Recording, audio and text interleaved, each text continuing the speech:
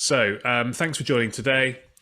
Glad to be back after a couple of weeks off. I mentioned I was in Cornwall last week, and the week before I had to postpone because I decided at the last minute to go to the HC show in Birmingham at the NEC and attend the SHE Awards, which I was glad I did because actually we were nominated for an award for Safety Campaign of the Year, and we came in second. Effectively, we got highly commended for some work we did last September, where we did a month-long campaign called Sliptember as a bit of a play on words, and we came second to BAE Systems. So not a bad company to come second to, considering the resources they've got. So we've had a couple of weeks off, but we're back with a bang today, talking about KPIs. So here's what we're going to do in terms of the agenda. So 10 to 15 minutes as normal.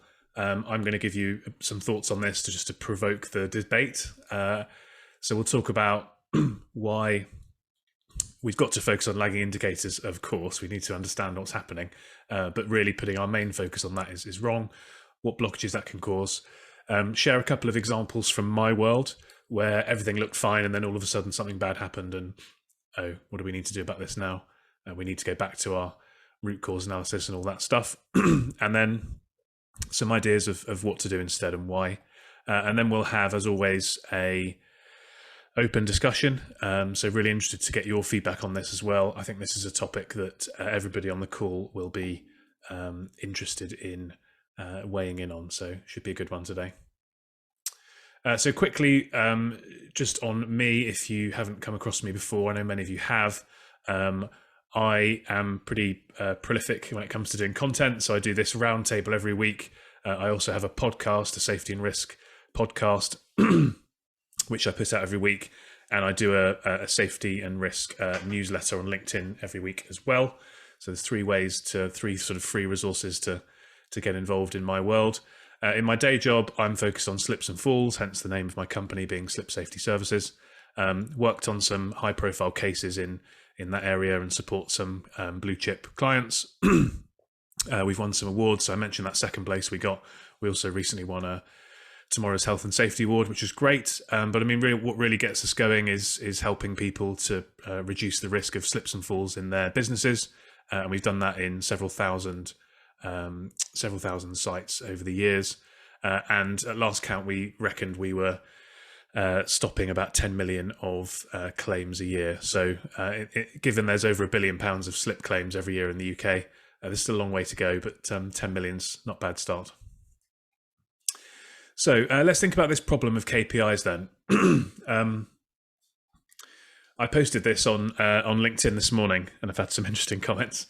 I don't know if this resonates with you, but this is kind of what I hear sometimes, which is that when it gets down to a board meeting, the question of are we safe is expected to be answered very quickly, and it's expected the answer to be yes, and then we move on and we spend a lot of time thinking about other things. So there's a big focus on the outcomes, the outputs, the lagging indicators, and of course that's important because we're all in this world to stop people from getting hurt, of course, but there's a bit more to it than that, isn't there? And the outcome is important. Think about Greece if you're a football fan. 2004.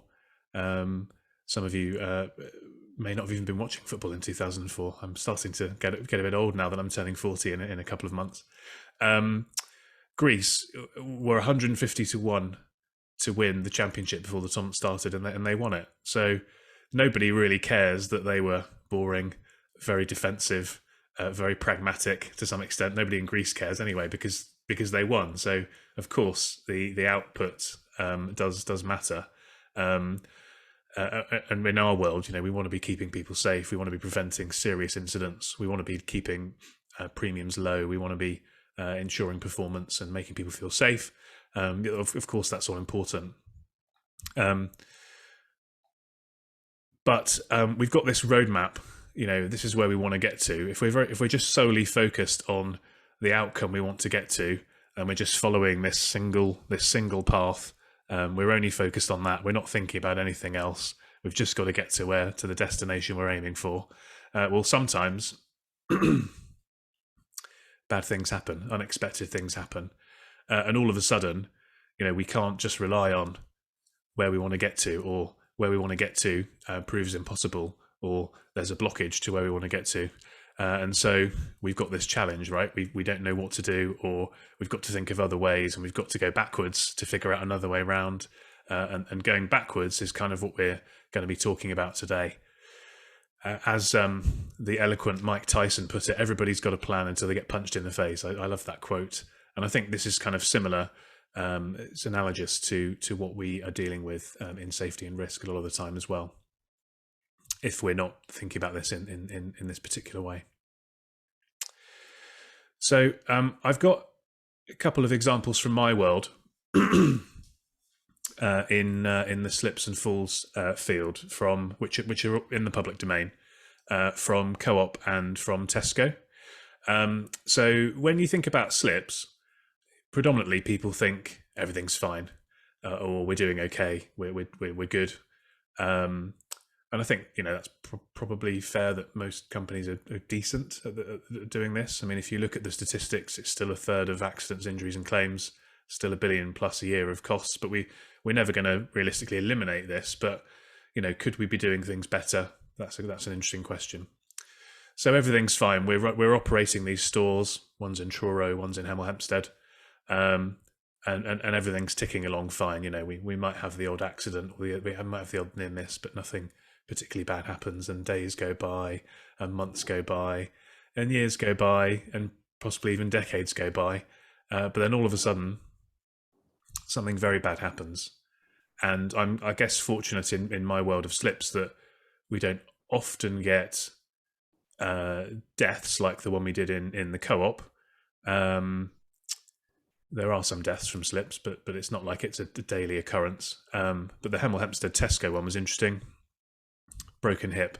In workplaces in the UK, every 3 minutes somebody breaks a bone from a slip. So, we do see serious incidents from slips. So these two cases were very high profile. Obviously, both resulted in large criminal fines, and both, I would suggest, were happening, or did happen, in locations where the operator of those locations probably thought that everything was fine. When something bad does happen, think of the Smiler event at Alton Towers, and I'm hoping to get somebody from Merlin onto the podcast actually, or to come and do an event like this to talk about this, because I've heard Dominic talk about this before, and they're very open and transparent about the investigation they did and what they found and where things went wrong.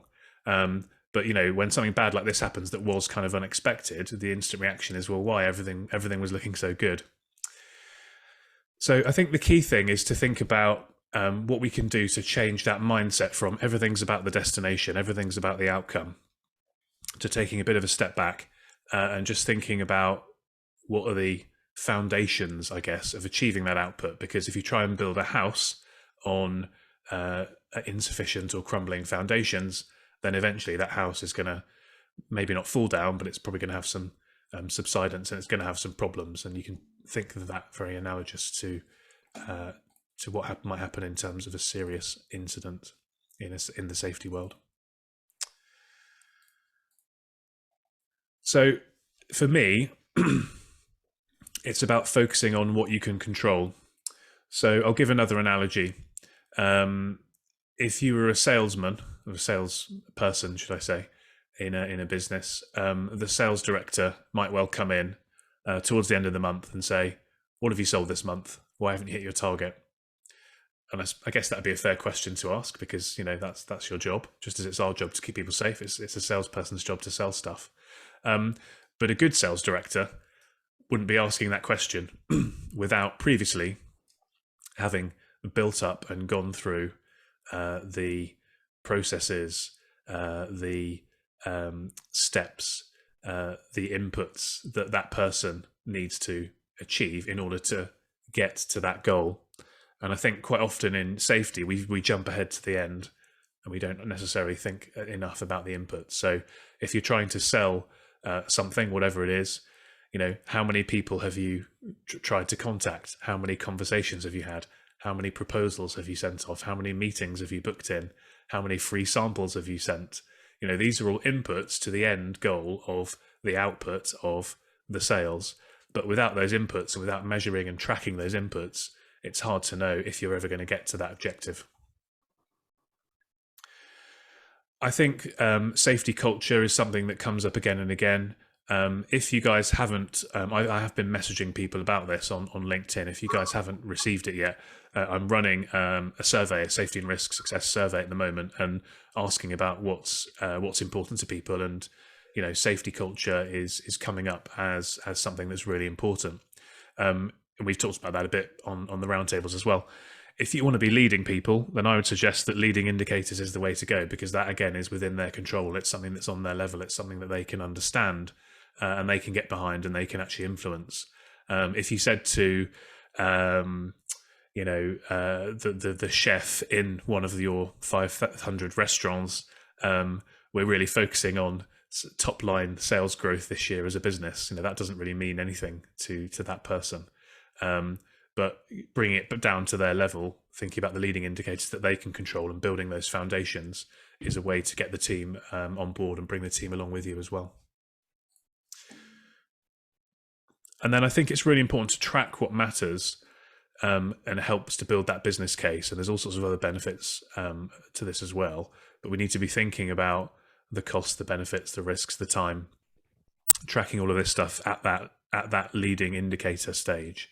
And that builds the picture for us to be able to explain why we've achieved the outcomes, or if we haven't achieved the outcomes, explain what we can do to improve and get to those outcomes eventually.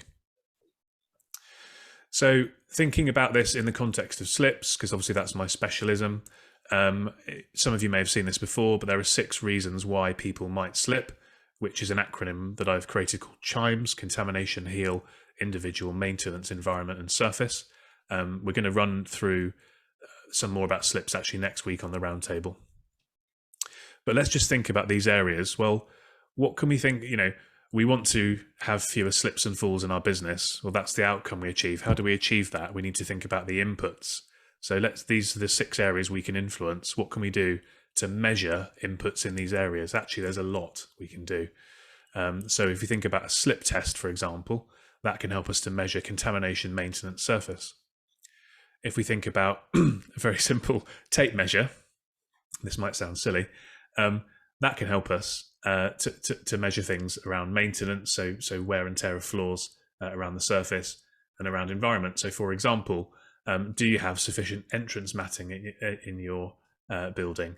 The HSE gives guidance that if you've got a peak flow of traffic of 800 people per hour, which easily could be achievable in a supermarket or a shopping centre or a hospital or a school, you should have between 8 to 10 meters of built-in matting.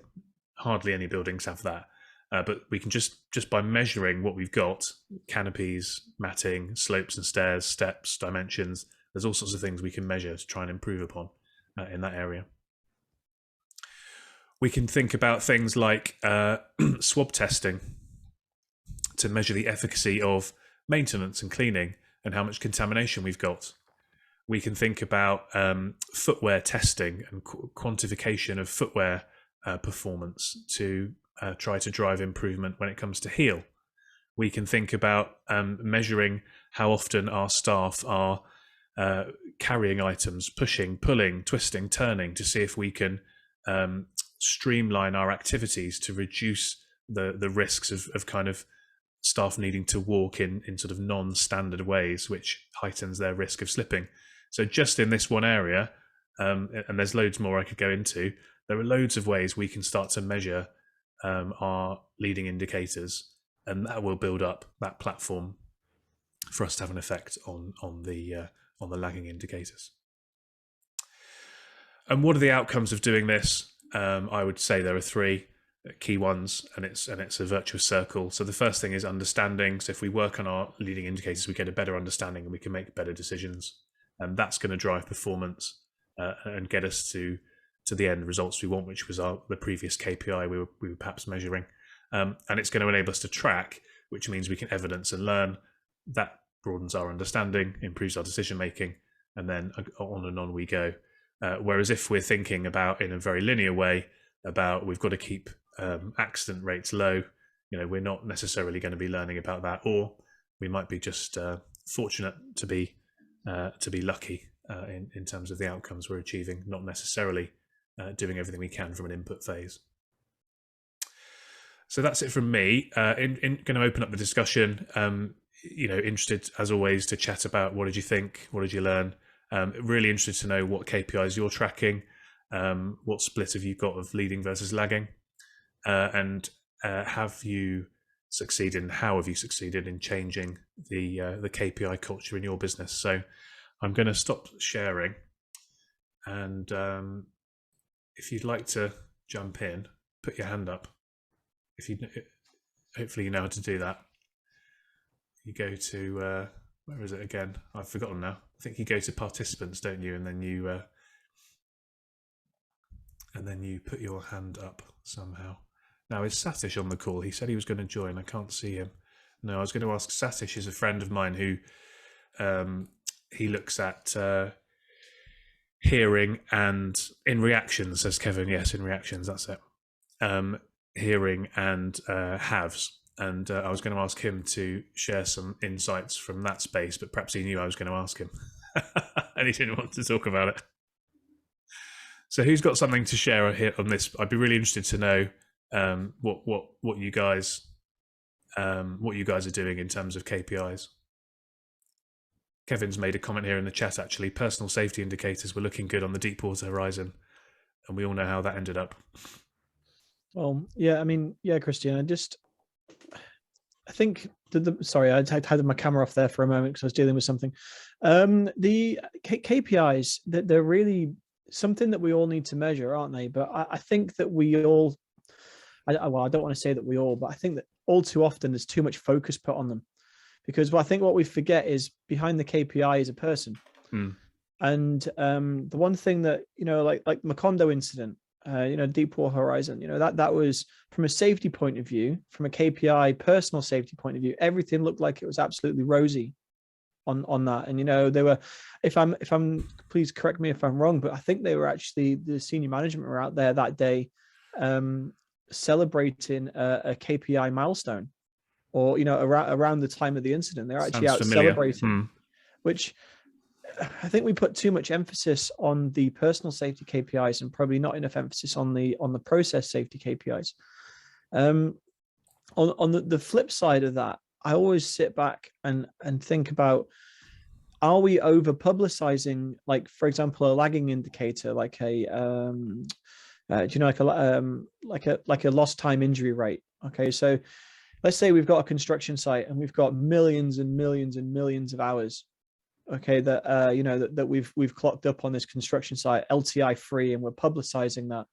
What's that doing to our safety incident reporting culture?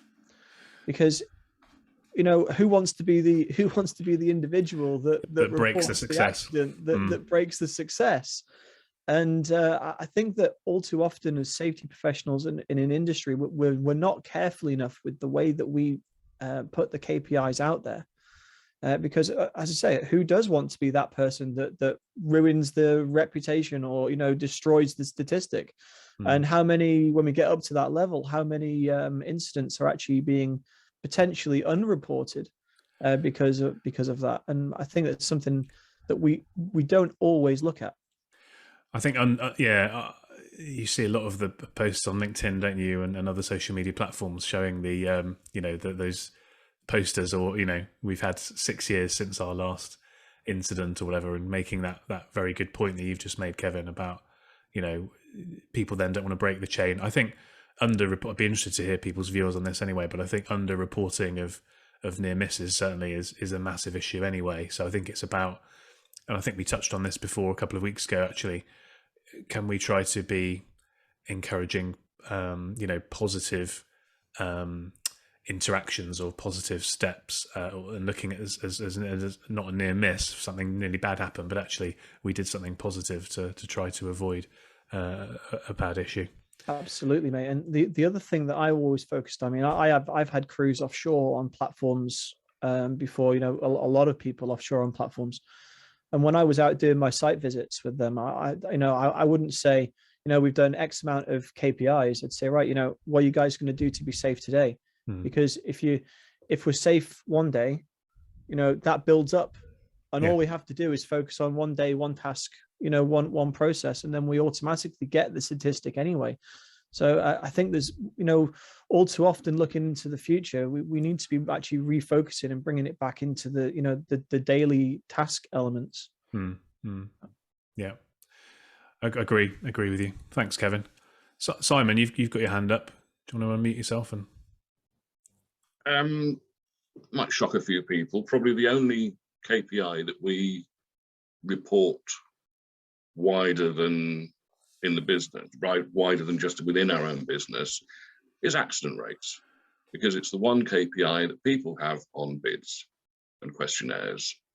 And to be honest, they're virtually meaningless anyway, because it's reactive. It doesn't record the potential risks. It doesn't identify the risks that are actually present that we haven't encountered yet, and leads to complacency. And so the idea of trying to, it's one of the few that's actually quantitative, because you've actually got the statistics. Yeah, as long as it's reported properly. In any quantitative measurement, measurements can be flawed, because you measure what you're expecting. You're measuring, it's confirmation bias. You're measuring in a way that will record what you are looking for. You're not taking into account what isn't, or what you're not looking for. You're not looking, you're choosing, I'm going to look at X, Y, or Z. And you're, in effect, you're confirming what you expect if you find it. By measuring what is really a negative, you're encouraging, as you mentioned, underreporting. And if you try and do it in a leading way and go out and do the audits and the workplace inspections and your boss's walk-arounds and so on, it actually negates all the sort of the psychological safety, the trust that you build up, because you're perceived as trying to catch people out.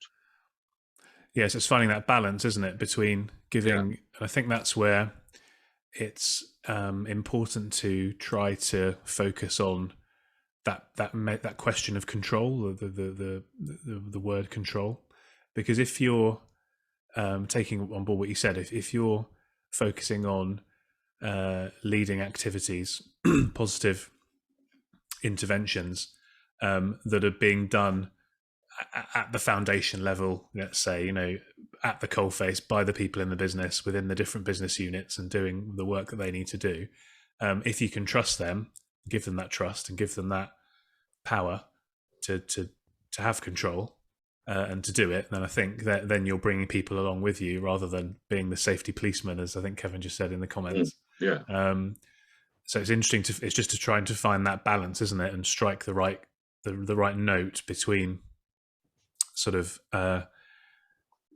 giving them some control and some influence and some ability to shape what's happening, but equally overseeing it enough and measuring it enough to know that they're actually doing it in the right way that's going to achieve that end outcome.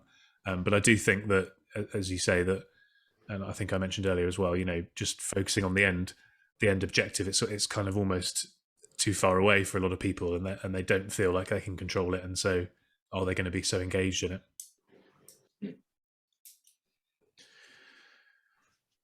Peter, did you want to come in on something?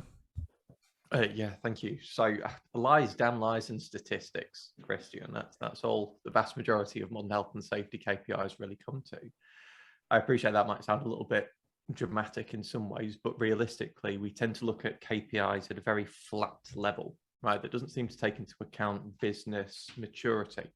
For example, will the flat respects of LTI rates, TRIR rates, even accident rates actually be the most value-adding thing for a business in startup or turnaround versus one that's in realignment or sustaining success? Well, actually, probably not.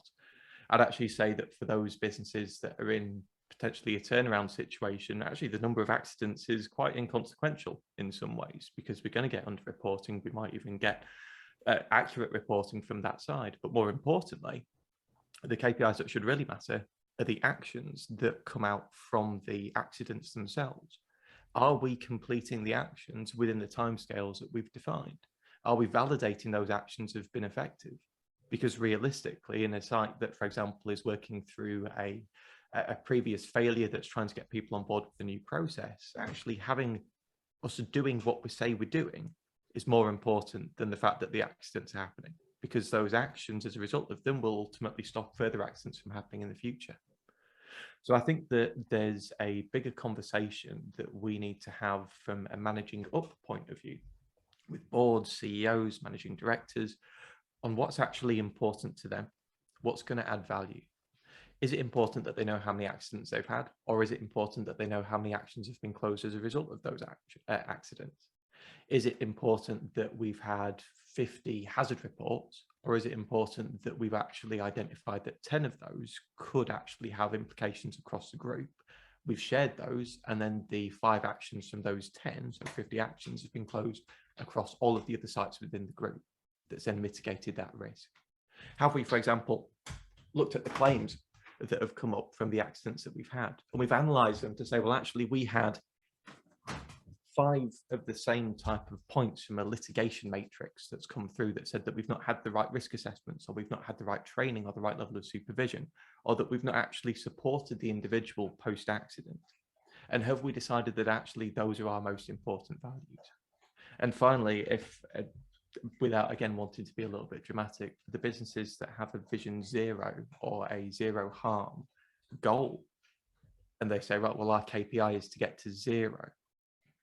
Is that really the right thing? Instead, if you were to come around to that business and say, what would you rather have? 0 harm or happy, healthy, fulfilled and secure staff? And chances are is that they'd probably say, well, of course it'd be the latter. Why wouldn't we want happy, healthy and secure staff? You say, right, okay, well, why is your goal 0? Why stop at 0 and why not go beyond that?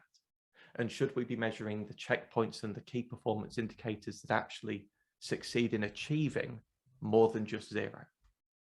So again, to really sum up there, Christian, business maturity aligns KPIs that add value at the right levels that we might have to educate our boards and CEOs on. For me, that's the future of KPIs, not looking at accident rates or ESG pats on the back for saying that we have a 0 harm agenda, but without necessarily going for the proactive side of it as well. Yeah, that's great. Great thoughts there. It's interesting, isn't it? The target 0, because I remember there's a quote. Another football analogy. There's a quote by, I think it was somebody might point me in the right direction here, but it was one of the Liverpool managers. Maybe it was Bob Paisley, and he said that if you aim for the stars, you might get to the ceiling, whereas if you aim for the ceiling, you won't even get off the floor, or words to that effect. So in other words, you want to try and strive to be as good as you can be. But then, there's no point me striving. I could turn around and say, I want to be the world's strongest man, or I want to be the world's fastest 100 meters runner. That's never going to happen. So you've got to be realistic as well, haven't you? So it's interesting to find that balance. Absolutely. I can see Mr. Pinar's on the call. I'd be really interested because of the sector you work in, where 0 harm is probably never going to happen, is it? What's your thoughts on this? Yeah, so obviously 0 harm is for us it's not realistic. We always have accidents, and just tell everyone what you do, because not everybody will know. So okay, sorry. I'm in the military. I'm with the Welsh Guards. We're based in Windsor, so obviously we have lots of training, live fire training, and everything. So it's we had actually a bad incident last year when one of our colleagues, or my colleagues, actually died on the ranges, on the live fire training accident ranges. So that was quite a bad incident for us, which is quite shocking, to be honest with you. So I mean, we don't even work on zero harm because it's just not realistic with what we do. But currently I'm actually doing an assignment on critical success factors, which I believe is the same as KPIs really. And from what I have found that, so the assignment was basically to find 3 critical success factors that will engage employees. And from the research that I've done, I've actually found that trust, communication, respect is 3 of the key things that you need for employees to engage. So clearly if you trust your employees, then they will be more open to communicate. So when you'll find that they're probably more reporting accidents and things like that. And the same goes for trust. When you start trusting them, it just improves everything from communication to trust and respect. So for me, that seems to be the way to probably the most 3 important ones to work on in any organization, because it won't just improve health and safety, it can just improve everything, well-being of your employees as well. Yeah, fully agree with you there. I've actually got a session planned in a few weeks on what I call the 4 Ps of proactive safety and risk management, and it talks about the first step being performance, and that's all about engaging the workforce. And if you can achieve that by making them feel safer and trusted and so on, then that drives performance and profit and power. And so we'll have a good chat about that another time as well. Has anybody got any experience of that they'd like to share about trying to change the mindset of boards or colleagues around this? So trying to shape the way that other people are thinking, because I think it feels to me as if we're fairly aligned from what everybody's saying on this in terms of the way that we're thinking about it, but that doesn't necessarily mean that other people are. And has anybody got any experiences they could share or be up for sharing around how they've had to struggle with that or succeed with that? Simon? Sorry, I put my hand up just as you thought we're going to change the subject. It was a little bit on that idea of critical success factors or measuring trust, measuring communication, respect. Those are all very subjective. How do you actually measure them? How do you report them? How do you show improvement? Because somebody's level of trust can change day on day, minute by minute. Yeah. It just needs a single trigger and your trust level can go up or down. It's something that's very sort of reactive and very subjective. So I can tell you what not to do. If you want to engender trust, don't put Boris Johnson in charge. I was thinking like, so you've got sort of culture surveys which cover quite a few of those areas. But the last one I did, it was quite often the older middle management men who had the lowest health and safety culture rating in the business I was working, because they'd got to a level, they'd done it this way, they didn't see the point of any changes, and they weren't going to get any higher up the chain, and they were becoming more and more disengaged, and they were then influencing the people under them. So you need a great culture to do all this. Yeah. How do you achieve it? So that's a good subject for a future one, Christian. Yeah, we can definitely talk about that. I had a conversation on the podcast recently with a lady called Diane Chadwick Jones, who was head of human performance at BP for a number of years, and she's a big fan of HOP, human organizational performance, and she was talking about, contrary to what I said earlier, she was talking about kind of getting rid of all measurement of KPIs and just focusing on those kinds of pulse checking to the employees around engagement and trust and happiness and security and all this kind of thing.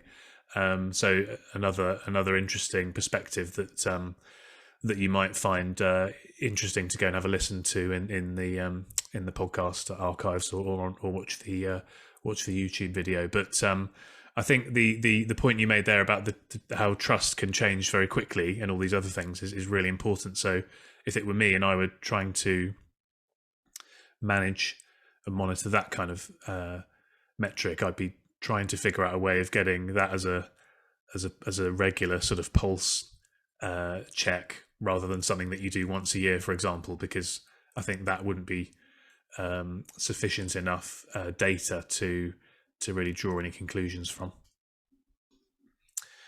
Peter, you've got your hand up again. Yes, yeah, it was in relation to the question that you'd asked about boards, Christian, and perhaps most recently, one of the first conversations I had with my executive team and the board about KPIs was started with a sentence: you can't improve what you don't measure, and you don't measure what you don't know. So when we think about what it is that we don't know, actually we end up turning to kind of risk management in some ways. And the way that I articulated the risk management side aligned to what we don't know was around the known and unknown matrix. What is it that we're aware of? And what is it that we understand? What is it that we're not aware of? What is it that we don't understand on kind of a 4x4 grid? And the simplified approach to that being, well, actually identifying unknown and unknowns is quite challenging, but what we can do is, to what you said at the very start, Christian, about slip safety, is take a topical approach to it. Literally list out all the topics that we're aware of that we manage from a health and safety point of view, and then quite frankly turn around to those in positions of management or responsibility and say, right, looking at the titles of these, what do you know and what do you not know? What are you aware of? What do you understand and what don't you understand? And actually quite quickly we had some very frank conversations about what was known and what was unknown within the business, and that really helped us prioritize quite a lot of our concerns. That actually meant that we could put some quite clear KPIs on them from a topical basis to get to where we need to be. So certainly that really simplified approach to risk management aligned to a known and unknown matrix can actually be a very effective tool if you are trying to articulate potentially a different route to KPIs that don't necessarily just account for the standard sort of accident statistics and such like.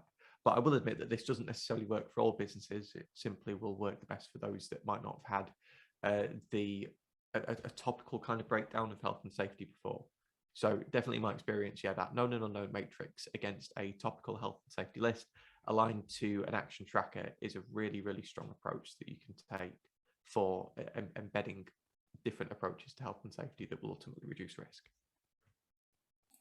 Yeah, I like that. That's as I think you know, Peter, and probably everyone else is starting to gather. I'm a big fan of like models and acronyms, and so anything that you can draw on a 2x2 and use that to explain a concept, I'm a massive fan of. It's 20 to 10, so I'm just going to quickly go through next week. So next week we're going to have a bit more of a focus on slips.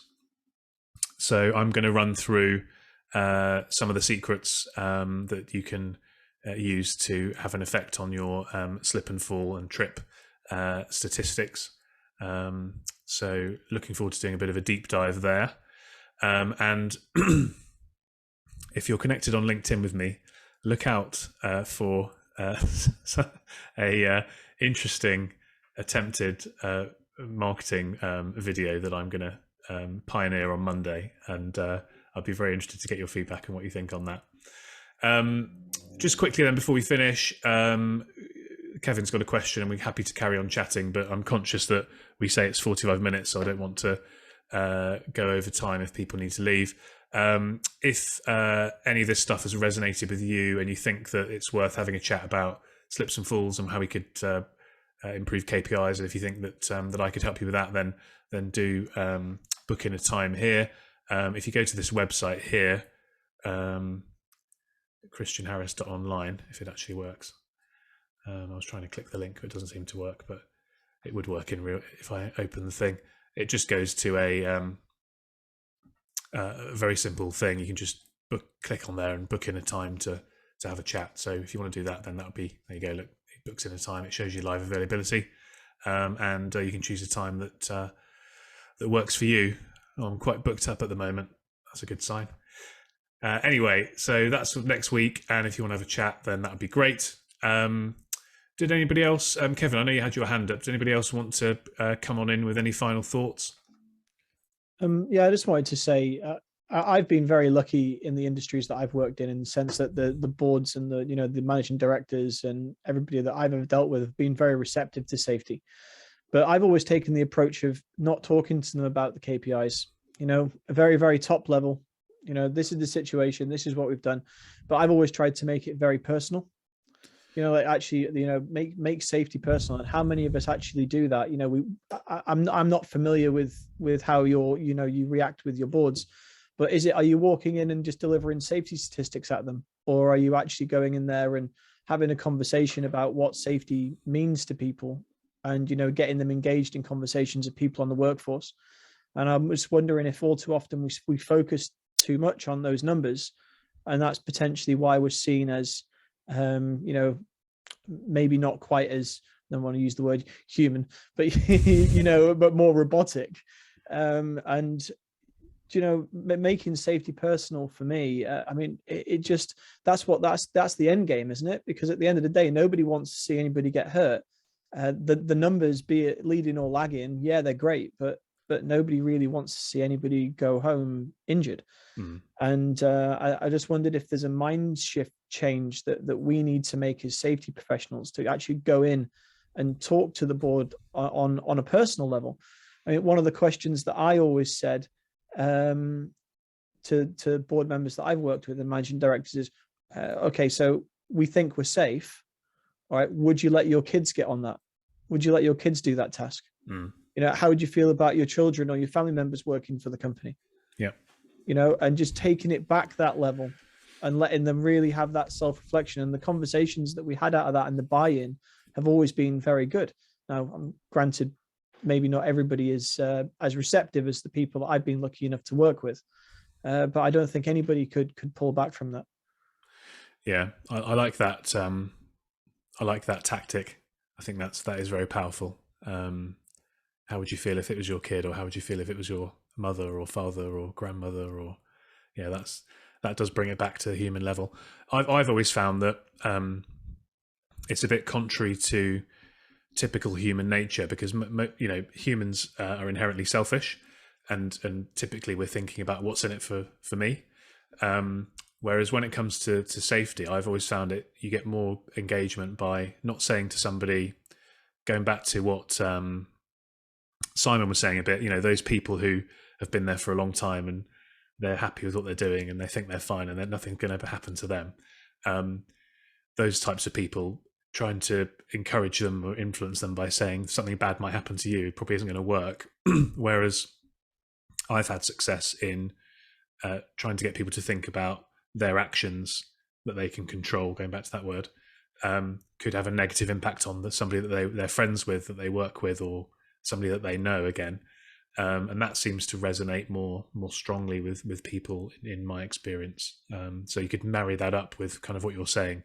I'm using the example of a colleague here rather than a son or a daughter or a mother or a father or whatever. But yeah, I think that's a really powerful point to make.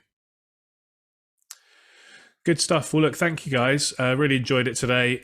If anybody else wants to say anything, Simon, you've popped your hand up. Go on. Yeah, I was just going to say that Highways England, did a campaign about road safety for the workers on highways and so on, where they had the posters up of the workers' kids or wives saying, "I want my daddy or my mummy to come home, so drive safe." And that was far more effective, or it appeared to be far more effective on the sites where they were trialing it, than roadwork signs, keep left, keep right, whatever, just the bog standard ones. So it made it personal, and so I think that is something that does work very much so. Yeah, emotion definitely works. Yeah. Great. Well, look, thank you guys. Really enjoyed it, and I will pop this up on YouTube since the LinkedIn Live didn't work, so people can catch out the replay if they want to. Do join us next week, and we'll have a deep dive on slips and falls, and do take the survey as well if you wouldn't mind. It just takes 5 minutes. I know a few of you have taken it already, but really appreciate that. I'll send you the link for that as well. So have a good week, everybody, and I'll look forward to connecting with you again next Wednesday.